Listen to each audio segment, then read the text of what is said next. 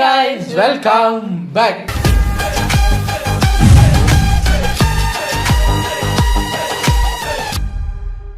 இன்னைக்கு நம்ம எந்த வீடியோக்கு ரியாக்ட் பண்ண போறோம் அப்படின்னு நீங்க இப்படி பாத்தீங்கன்னா ஒரு நாளைக்கு ஒரு பொலிட்டிக்கல் வீடியோங்கிற அடிப்படையில் இன்னைக்கு நம்ம பார்க்க போறது என்ன பார்க்க போறோம், சம்பவம் செய்த விஜய் தெரித்து ஓடிய அவர்கள் அதெல்லாம் எதுக்கு அப்படிங்கிற மாதிரி போட்டிருக்காங்க.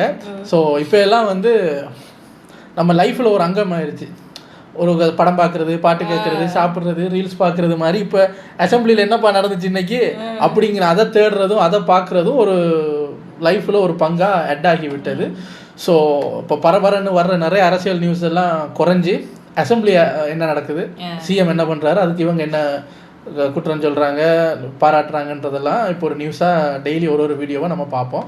அந்த வகையில் இன்னைக்கு லூசாப்பா நீ அப்படிங்கிற ஒரு சேனல்ல இருந்து மிஸ்டர் யோசிக்குது, இப்படி இல்லாமல் சேனலுக்கு பேர் வைக்கிறாங்க அது அப்படித்தான்.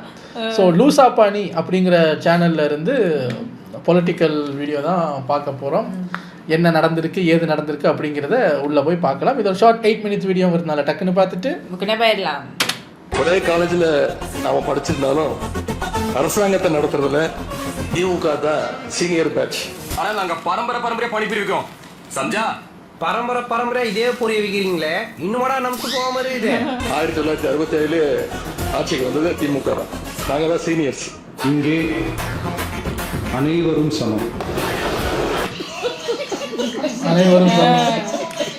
நாங்கள் தான் சீனியர்ஸ். இங்கே அனைவரும் சமம்.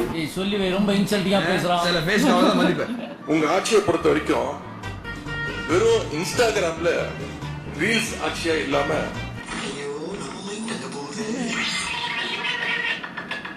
இவரு பண்ண சம்பவம் அதை இன்னும் அழிக்காம வச்சிருக்கீங்க. இது பிக் பாஸ்ல வந்த ஒரு கேர்ள் தானே, நிவாசினி. வெறும் இன்ஸ்டாகிராம்ல ரீல்ஸ் ஆட்சியா இல்லாம ரியல் ஆட்சியா நடத்துங்க. உதயநிதி அவர்களே 2 மணிக்கு ஒரு இன்ஸ்டாகிராம்ல நீ போஸ்ட் பண்றாரு, யாருடைய காலை தேடி நீங்க இன்ஸ்டாகிராம்ல நீ போஸ்ட் பண்ற. நம்ம குடும்பத்துக்கு இதெல்லாம் தேவையா போகுது? பொம்பளை சோக்கு கேக்குதா போகுது? பொம்பளை சோக்கு கட்சி தலைவருக்கு தெரியாம இந்த ஆட்சிக்கு ஆதரவு தர வச்சீங்க. நான் சொல்றதுலாம் ரொம்ப டீசென்டான விஷயம். அந்த கட்சி தலைவர் உங்களை சொல்ல அவருக்கு ஒரு செல்விட்டார். என் ஃப்ரெண்ட் நினைச்சு தான் கொஞ்சம் ஓவரா திட்டிட்டேன். ஆனா அவன் நினைச்சு தான் பேசினேன். Sir I am very sorry sir. உட்காருங்க. என்னப்பா சண்டைக்கு வர மாதிரி? அன்னைக்கு ஏதோ ஒரு சேனல்ல ஒரு தம்ப்நெயில் போட்டாங்க, அசம்பிளியில் பரபரப்பு சண்டை அப்படின்னு. தான் இவர் அப்பா மூஞ்சி கழுவிட்டு இருந்தவர் அப்படியா அப்படின்ட்டு அதெல்லாம் தொடச்சி போட்டு ஓடி போய் டிவி முன்னாடி உட்காந்து என்னன்னு பார்த்தா விஜய்க்கு அந்த சப்போர்ட் பண்றதுக்கு யார் யார் ஆதரவு தெரிவிக்கிறீங்க அப்படின்னு கேட்கும்போது நம்ம எதிர்கட்சியில இருக்கிறதுல பாதி பேர் எந்திரிச்சாங்க, பாதி பேர் எந்திரிக்கல. அதுல அந்த கட்சி தலைவருக்கும் அவங்களுக்கும் சின்ன ஒரு வாக்குவாதம் மாதிரி வந்தது. இவர் வந்து பெரிய அளவுல எதிர்பார்த்த ஒண்ணுமே இல்லை. அப்ப நாங்க நீ என்ன எதிர்பார்க்கிறேன்னு இல்ல சண்டைன்னாங்க, இது என்ன ரெஸ்லிங் மேட்சா அடிச்சுக்கிறதுக்கு, இப்படித்தான் வாயாலதான் சண்டை போடுவாங்கன்னு இவர் ஏமாத்துறதுல அப்படியா இவர் சண்டைன்னோடனே வேற மாதிரி எதிர்பார்த்துட்டாரு. வந்து வாடுறா வந்து வாடுறா. நான் உறுப்பினர் காமராஜ் உட்காருங்க. நான் உறுப்பினர் காமராஜ் உட்காருங்க. மேல அண்ணனை பத்தி ஏதாவது ஒரு வார்த்தை தப்பா பேசினா கூட அண்ணே உங்களுக்கு போட வேண்டிய அப்படி சொல்றா சிங்கா குட்டி வா என்ன பொட்ட என்ன ஆட்சியை தொடர நாங்க தடையா இருக்க விரும்பல. அந்த வகையில பேரவையிலிருந்து நாங்க வெளிநடப்பு செய்யறோம். நன்றி, வணக்கம். என்ன சண்டை பண்ணாம போறீங்க? வீட்டே தப்பா கத்து வச்சிருக்கா. இவங்கிட்ட போய் சண்டை போட்டா நான் கத்து வச்சிருக்க தொழிலுக்கே கேவலண்டா.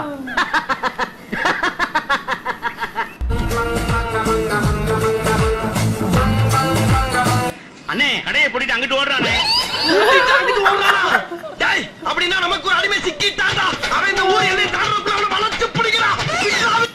இன்ஸ்டாகிராம்ல ரீல்ஸ் ஆட்சியா இல்லாம ரியல் ஆட்சியா இவர் என்ன பண்றாரு? ரியல் அரசியல் தான் காட்டிட்டாரு. 10 சீட் கூட ஜெயிக்க முடியாதுன்னு சொன்னோம், ஜெயிச்சிட்டாரு. ஆட்சிக்கு வர சொன்னோம் இல்ல, நீங்க தான் சொன்னீங்க.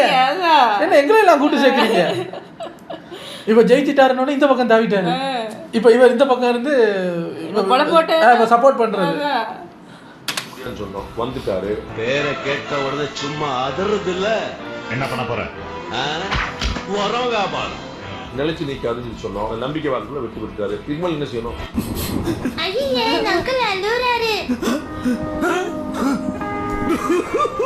எதிர்க்கிறீங்களா? புஷ்பா படம் மாதிரி இருக்கு, சோபா முன்னாடியே போகுது, சிஎம் பின்னாடியே போனது எல்லாமே சொல்றீங்கல்ல. அதனால இந்த ஆட்சியை எதிர்க்கிறோம். இந்த ஆட்சி வந்து மக்களுடைய ஆதரவை பெற்றதில்ல. 112ங்கிற நம்பர் நீங்க மக்கள்கிட்ட வாங்கல. அதிமுக 22 எம்எல்ஏ வாக்களிச்சாங்கல்ல, நீங்க வாக்களிக்கல. என்ன நண்பா இப்படி பேசிட்ட? மயில நண்பா, இந்த வார்த்தையை சொல்லி சொல்லி தான் என்ன கட்டி போட்டேன். இப்ப எதிர்ப்பே இல்லாத ஒரு கிளியர் பாத்த வந்து நீங்களே கிரியேட் பண்ணி கொடுத்துருக்கீங்க. அப்ப நீங்க சொன்னது பூரா எதிர்ப்பு சொல்லிட்டு, ஆனா நீங்க செஞ்சதுல நீங்க வெளிநடப்புக்கு என்ன வேலை இருக்கீங்க? அது தெரிஞ்ச நாயா இங்க வர்றேன். வெளிநடப்புக்கு என்ன வேலை வைத்தறிச்சல்றா. நம்ம இப்போ கொஞ்சம் கருத்து வச்சிருக்கோம். அதுக்கு அவர் சைலண்டா சம்பவம் பண்ணுவாரு. அதாவது இந்த மத்த மாதிரி ஆச்சா பூச்சான்னு கத்துறதெல்லாம் இல்ல, உட்காந்து நோட்ஸ் எடுத்துக்கிட்டு இருந்தாரு. கவனிச்சிங்களா? எதிரில இருந்து பாப்பாங்க, என்ன நோட்ஸ் எல்லாம் எடுக்கிறாங்க. சரி நம்ம போயிடுவோம்.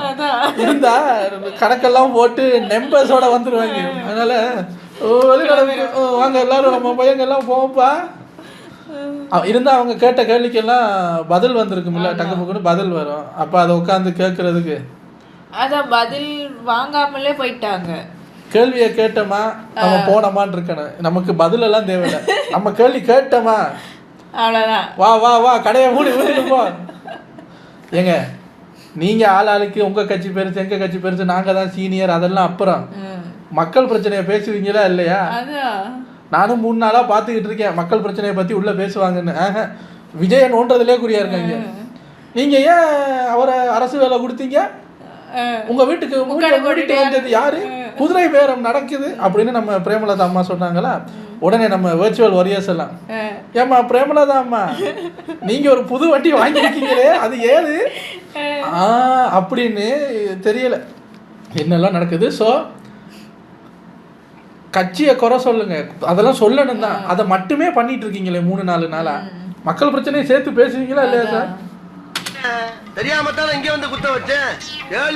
உதயநிதி அவர்கள் எந்த கட்சியெல்லாம் உங்களுக்கு ஆதரவு தெரிவிச்சாங்கன்னு சொல்றாரோ அந்த கட்சிகளுக்கு கூட ஆதரவு வாபஸ் ஆகியிருந்தா கூட நாங்க போறோம். இன்னைக்கு 144 எம்எல்ஏ கூட ஆதரவை சட்டமன்றத்தில் பெற்றிருக்கு. எதிரில் வந்து 22 எம்எல்ஏக்கள் தான் இருக்கிறாங்க. பாத்தியா படையப்பருடைய படைய? இது சும்மா ட்ரைலர் தாமா, மெயின் பிக்சர் நீ இன்னும் பார்க்கல. பார்த்த ஆடி போயிடுவேன். விஜயோடைய கை தான் ஓங்கி தான் நான் நினைக்கிறேன். ஏன்னா அவர் வந்து எங்க ஆக்ட் பண்ணுமோ அங்க ஆக்ட் பண்ணி, எங்க ரியாக்ட் பண்ணுமோ அங்க பண்ணி, எங்க நம்பர்ஸை காட்டுமோ அங்க பண்ணி, எல்லா விதத்திலுமே சக்சஸ்ஃபுல்லா கொண்டு இருக்கிறார் நினைக்கிறேன். நீங்க மாறினீங்க, ஒரு மாற்றம் பாருங்க, அதான் பெருசா இருக்கு. திமுக அவர் எதிர்த்து கூட வாக்களிக்காம நாங்கள் புறக்கணிக்கிறோம் போச்சு ஃபார் நோ ரீசன். அது வந்து ஒன்றும் குழப்பமே இல்லை, அது வந்து புரியவே இல்லை என்ன கணக்கு அப்படின்னு. அதிமுக இனி இல்லை அப்படிங்கிற இடத்தை நோக்கி நடந்துட்டு, அப்படி இருந்துச்சுன்னா அதிமுக பூ அதிமுக பூ ஈ அதிமுக தாயி அதிமுக நாயி அதிமுக ஈ அதிமுக அப்படின்னு கண்ணா அப்படின்னு வேற வேற வேற பேர்ல இனிஷியல் மட்டும் என்ன ஏ கே மாறிட்டே இருக்குமே தவிர வேற எதுவுமே நடக்க போ. அவ்வளவு பீசஸ் உடஞ்சு போச்சா?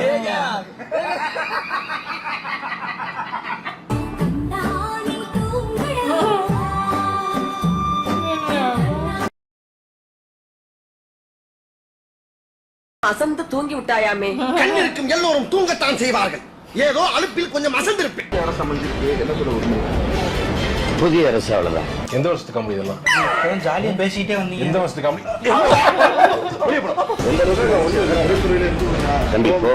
வேலையை தம்பி நானே வயிற்று போக தம்பி அந்த பக்கம் சும்மா மைக்க தூக்கிட்டு வந்து என்ன என்ன என்ன இருங்க தம்பி அப்புறம் சொல்லுவோம்ல.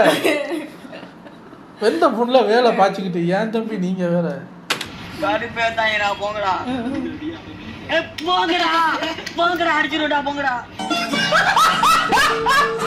உதயநிதி அவர்கள் பேசும்போது குறிப்பிட்டிருந்தார் என்ன அப்படின்னா, நீங்க வேண்டுன்னு 1.25 கோடி மக்கள் உங்களுக்கு வாக்களிச்சிருக்காங்க, நீங்க வேணான்னு 3.5 கோடி பேர் வாக்கு போட்டிருக்காங்க. மீதம் இருக்கக்கூடிய சுமார் 3,21,00,000 பேர் நம்பிக்கை கோருகின்ற இந்த கட்சிக்கு, உங்க கட்சிக்கு எதிராக வாக்களிச்சிருக்க கிட்டத்தட்ட 65% மக்களால நிராகரிக்கப்பட்ட ஒரு ஆட்சி. இதுக்கு தான் படிக்கடா. சரி, கூட ஓட்ஸ் மீன்ஸ் அந்த நான் சீட்டு அடிப்படையில் சொல்கிறேன்னு 234ல் 108 வாங்கினவருக்கே பெர்சன்டேஜ் வந்து வேணான்னு சொன்னவங்க இவ்வளவுன்னா வெறும் ஒரு 60 சொச்சம் வாங்கினவங்களுக்கு வேணான்னு சொன்னவங்க ஜாஸ்தி இல்லை. இப்போ நாங்கள் ஜெயிச்ச நம்பர்ஸை பார்க்க மாட்டோம், உங்களை வேணான்னு சொன்னவங்க நம்பர்ஸை தான் பார்ப்போம்னு சொன்னாலுமே அதுலேயுமே உங்களுக்கு ஜாஸ்தியாக தான் இருக்குது. உங்களையும் மற்றவங்களையும் வேணான்னு சொன்னவங்க ஜாஸ்தி, அவரை வேணான்னு சொன்னவங்க கம்மி தான். அப்படி பார்த்தாலுமே அவர் அங்கே ஜெயிச்ச மாதிரி தானே ஆகுது. இதெல்லாம் சொல்லிடுவாங்கன்னு தான் ஓடிட்டாரு. நீங்க 35% வாக்குகள் தான் வாங்கியிருக்கீங்க, மெஜாரிட்டி மக்கள் உங்களை நிராகரிச்சிருக்காங்க. இது சொல்லும் போது அவருக்கு அரசியல்னா என்னன்னு புரியல, ஜனநாயகம்னா என்னன்னு தெரியல. 24 கட்சி கூட்டணியில் வாங்கின ஓட்டை வாங்கின விட அவர் கூட வாங்கியிருக்காருல்ல, அதை ஏற்றுக்கிற எண்ணம் இல்லைன்னா என்ன அர்த்தம்? அதான் சொல்லுங்க, நீங்க பல பேரோட கூட்டு தனியா நின்று வாங்கியிருக்காங்க சார். அதை மறந்துட்டாரு அவர். அந்த நம்பர்ஸ் எல்லாம் எழுதி பேசிட்டாரு, பின்னாடி சொல்லியிருப்பாங்க, ஐயோ சார் அவசரப்பட்டு வாய விட்டீங்க, இப்படி பாருங்க இந்த நம்பர்ஸ், இப்போ வந்தாலும் நோட்ஸ் எடுக்கிறாரு, ஐயோ நோட்ஸ் எடுக்கிறாரு சொல்ல போறாரு. இன்னொன்னு நாங்க போயிட்டு வர்றோமுங்க, நாளைக்கு சந்திப்போமா. வக்கர புத்தியில டேய் இப்படிலாம் பண்ணன்னு வச்சுக்கடா, நாசமா போயிருவடா, அழிஞ்சு போயிருவ. இந்த எண்ணத்தை மாத்திக்க, இல்லைன்னா நீ அவ்வளவுதான். நாலேஜை பொறுத்த வரைக்கும் டிஎம்கே எடுத்த 24% தான் முதல் இடத்துல, 21% எடுத்த ஏடிஎம்கே தான் 2வது இடத்துல, கடைசியா 34% எடுத்த டிவிகே தான் கடைசி இடத்துல இருக்கிறதா அவர் சொல்றாரு.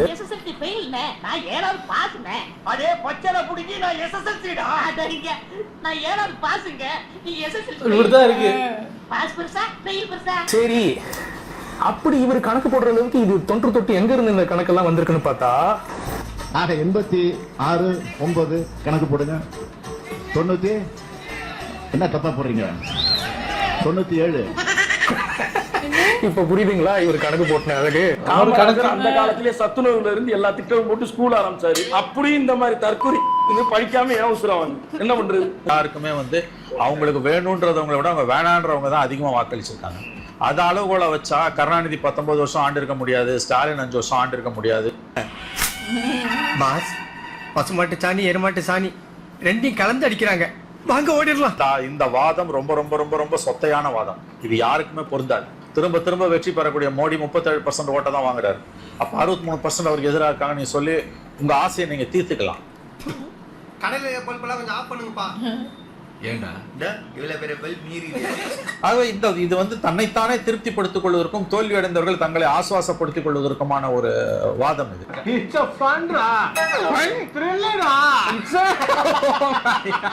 எல்லா திமுக என்ன சொல்றாங்க, நாங்க தான் அனுப்பிச்சு வச்சுறாங்க, எங்க தயவுல ஆட்சி, உங்க தயவுல ஆட்சி, நம்ம மெஜாரிட்டி இல்லைன்ற காரணத்துக்காக உங்க கூட இருக்கவங்களை அனுப்பி. நேற்று ஒரு நியூஸ், அது உண்மையா போயின்னு தெரியல, நம்ம ஸ்டாலின் ஐயா என்ன சொல்லியிருக்காருன்னு அதுல வந்திருக்குன்னா, எப்படியும் ஸ்டாலின் ஐயாவோட அரசாங்கம் தான் கண்டினியூ பண்ணும், அவங்க ஜெயிச்சிருவாங்க, அவங்க கண்டிப்பாக நம்ம ஓட்டு பண்ணாட்டியும் அவங்களுக்கு மற்றவங்க ஓட் பண்ணி ஜெயிச்சிருவாங்க, நம்ம புதுசாக வந்த கட்சிக்கு சும்மா போட்டு பார்ப்போமே அப்படின்னு போட்ட ஓட்டில் தான் டிவிக்கே ஜெயிச்சு போயிடுச்சு. ஓ அப்படி சொல்லியிருக்காரு. ஏங்க உங்கள் மேலே அவ்வளோ விசுவாசம் இருந்திருந்தா அந்த ஓட்டே உங்களுக்குள்ள போட்டிருப்பாங்க. இப்போ இவர் சொன்ன மாதிரி தான், அந்த மனசை ஆத்திக்கிறதுக்கு என்னென்னலாம் சொல்லி ஆற்ற முடியுமோ ஆத்திக்கிறாங்க. அதான் அந்த வேதனை எப்படி இருக்கும்னு எங்களுக்கு புரியுது. ஸோ நீங்கள் பேசி அதெல்லாம் வெண்ட் அவுட் பண்ணிட்டு அப்புறம் மக்கள் பிரச்சனையை வந்து உள்ள பேசுங்க வாங்க. சரி, நீங்க ஆதரிக்க வேண்டிய நிருபத்தம் உங்களுக்கு என்ன வந்தது? Boss something wrong. ஏன்னா இன்னைக்கு உங்களால தேர்தலை சந்திக்க முடியாது, உங்களுக்கு தேர்தலை சந்திக்க அச்சம். விஜய் கிட்ட ஒரு நடுநிலை காட்டுறாங்க. எதுக்கு நடுநிலை காட்டுறீங்க? உங்களுக்கு ஒருவேளை கவர்மெண்ட் கவுத்துதுன்னா, இப்ப எலெக்ஷன் கவுத்துட்டு எலெக்ஷன் வச்சீங்கன்னா விஜய் 200 சீட் அடிப்பாரு. ஒன்று தெரிஞ்சு போச்சுனா இந்த பிரபஞ்சத்துல உங்க மத்தியில இந்த உசுரை காப்பாத்துறது ரொம்ப சிரமம். இது திமுகவோட பயம் தான் 100%. இன்றைய நடுநிலை என்பது திமுகவின் அச்சத்தின் வெளிப்பாடு. அவர்களுக்கு தேர்தலை சந்திக்க பயம். சப்போஸ் அந்த கவர்மெண்ட் கவுந்துச்சுன்னு வச்சுக்கோங்களேன், அப்படி ரீஎலெக்ஷன் அது இது வருதுன்னு வச்சுக்கோங்க, 108 சீட்டு ஜெயிச்சவரை எத்தனை நாள் அலக்கழிச்சு அந்த பதவியை கொடுத்தாங்க. கொடுத்ததுக்கு அப்புறமும் அவர் ஜெயிச்சிட்டாருங்கிறத ஒத்துக்க முடியாம உங்களை எதிர்த்தவங்க தான் ஜாஸ்தி அப்படிங்கிற அளவுக்கெல்லாம் அந்த கணக்கு சொல்லி அதை ஏத்துக்க முடியாத அளவுக்கெல்லாம் அப்படி பேசுறாங்களேங்கிறதுக்காகவே உங்க நம்பர்ஸ்க்கு படியே வருவோம்னு 108 இல்லை 208 கொடுத்தாலும் கொடுப்பாங்க, சொல்ல முடியாது. ஸோ இப்போ தளபதி யோசிப்பார், எது நடந்தாலும் எனக்கு ப்ளஸ் பாயிண்ட் தான், ரீஎலெக்ஷன் வச்சாலும் வைங்க, நோ ப்ராப்ளம். ஐயா ஆயிட்டாரியா, அவ்வளவுதான். சில நேரம் அந்த உண்மையெல்லாம் கசக்க தான் செய்யும். உங்களுக்கு வேற அவருக்கு ஆப்போசிட்லேயே சேர் போட்டிருக்காங்க, ஒரு மாதிரி தான் இருக்கும். ஒரு நாள் அந்த பக்கம் இருந்தோம், இப்போ இந்த பக்கம் இருக்கோம், அதுவும் இவர் முன்னாடி இருக்கமே அப்படின்னு ஒரு மாதிரி தான் இருக்கும். பட் அதையே நினச்சிக்கிட்டு இருந்தால் அப்புறம் ஒன்றும் பண்ண முடியாது. இப்போ நீங்கள் எதிர்கட்சியாக இருக்கும்போது சூப்பராக பெர்ஃபார்ம் பண்ணுவீங்கிற மாதிரி நிறையா பேரும் சொல்கிறாங்க. அவங்க எதிர்கட்சியாக இருக்கும்போது சூப்பராக பண்ணுவாங்க அப்படின்னு. அப்போ அதில் கொண்டு வாங்க, அதை பண்ணுங்க. அதை விட்டுவிட்டு அவர் ஏதாவது ஒரு ஆர்டர், இவங்களுக்கு இன்னைக்கு இது பண்ணுங்க அப்படின்னா உடனே அதுக்கு ஒரு 10 ட்வீட் வருது. ஏன் இப்படி பண்ணீங்க, நாங்கள் அந்த காலத்தில் நாங்கள் இருக்கையில், நாங்கள்லாம் அந்த காலத்தில் கக்ஸ் போகையில் அப்படின்னு வந்துடுறது. அந்த மாதிரி நிறைய இருக்கு. ஸோ தளபதி ஒரு அவகாசம் கேட்டார்ல, எனக்கு கொஞ்சம் அவகாசம் கொடுங்க, நான் எல்லாம் பார்த்துட்டு நான் சொல்கிறேன்னு. நீங்களும் கொஞ்சம் அவகாசம் எடுத்துக்கோங்க. அதான் 6 மாதம் அவர் ஜெயிச்ச சந்தோஷத்துலையும் பொறுப்பு வந்த ஒரு புதுசுலையும் அவருக்கு அவகாசம் தேவைப்படுது. உங்களுக்கு தோத்த கடுப்புலையும் வைத்தறிச்சலையும் கொஞ்சம் அவகாசம் தேவை. நீங்கள் உடனே அசம்பிளிக்கு வந்தது தான் தப்பு. கொஞ்சம் ரெஸ்ட் எடுத்துட்டு அப்புறம் சில பல நாட்களுக்கு அப்புறம் வந்திருந்தீங்கன்னா